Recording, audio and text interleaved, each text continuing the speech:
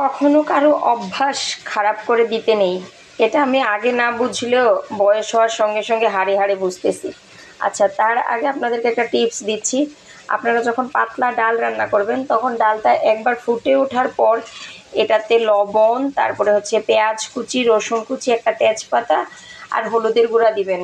ডালটা বসানোর সময় অনেকে লবণ, হলুদ, পেঁয়াজ কুচি, রসুন কুচি এগুলো দেন। হ্যাঁ, এগুলো হয়তো দেওয়া যায়, কিন্তু একবার ফুটে ওঠার পর এগুলো দিলে ডালের কালার এবং হচ্ছে হলুদটা যদি আপনি একবার ফুটে ওঠার পরে দেন, দেখেন কত সুন্দরভাবে ডালটা সিদ্ধ হচ্ছে। আমি হয়তো দেখাতে পারছি না খুব ভালোভাবে, ডালটা খুব ভালোভাবে সিদ্ধ হয়, এটার গ্রান টেস্ট ঠিক থাকে। ওইটা গেল ডালের টিপস। এখন আপনাদেরকে দিচ্ছি ভাজির টিপস। এই যে ভাজিতে আপনারা শুরুতেই ঢাকনা দিয়ে দিবেন না, কিংবা লবণটা দিয়ে দিবেন না। দিলে এতে করে ভাজিতে পানি উঠে, মানে ভাজির টেস্ট থাকে না। তো ভাজিটা যখন একটু পানিটা ঝরে এই যে তেলটা চিরচির করে ভেসে উঠবে, তখন আপনারা এটাতে লবণ দিবেন, হলুদ মশলা যা অ্যাড করার করবেন। এই যে আমি এখন দিয়ে দিলাম লবণ আর হলুদের গুঁড়া, আর কিছুই দিব না। মরিচ, কাঁচা মরিচ থাকলে একটু দিতাম, এতে করে হতো কি রান্নার গ্রানটা সুন্দর হতো।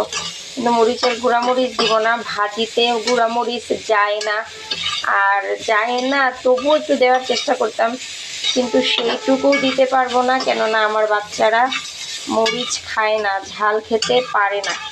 তো আসলে আরও একটা টিপস, বাচ্চারা ঝাল খায় না, খেতে পারে না, এই কথাটা সম্পূর্ণ ভুল। আমার বড় মেয়েকে আমি ঝাল খাইয়ে শিখাই নাই। যখন আমার মেয়ে ছোট, ওর যখন 6 মাস মুখে ভাত দিলাম, তখন আমার মা, কাকি, ফুপুরা বলতো যে ওকে একটু তরকারির ঝোল দিয়ে, তরকারি থেকে একটা আলু নিয়ে, একটা মাছ নিয়ে, মানে তরকারি আমরা যা স্বাভাবিকভাবে খাই তা নিয়ে ওকে নলা দেয়। তো আমি ভাবতো মোরে বাবারি, তারপরে ওকে দিতাম। ও মাসাল্লাহ একটু ফর্সা ধরনের ছিল, তো ওর মুখে যদি আমি ঝাল খাবারটা দিতাম, ওর মুখ লাল হয়ে যেত।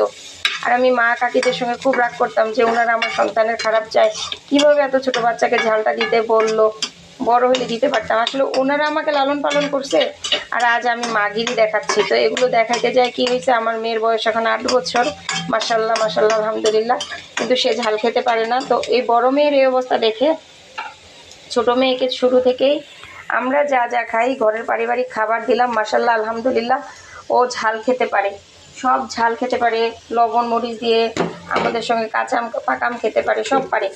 তো বাচ্চাদেরকে আসলে অভ্যাস তৈরি করে মাকে, মায়ের ভুল পরিচালনা একটা সন্তান ভুলভাবে বেড়ে ওঠে। আচ্ছা, আমি এখন পানিটা কমে যাওয়ার পরে এখন আমি হচ্ছে চুলার আঁচ কমিয়ে এটাকে ঢেকে দিয়ে রাখতেছি 5 মিনিট।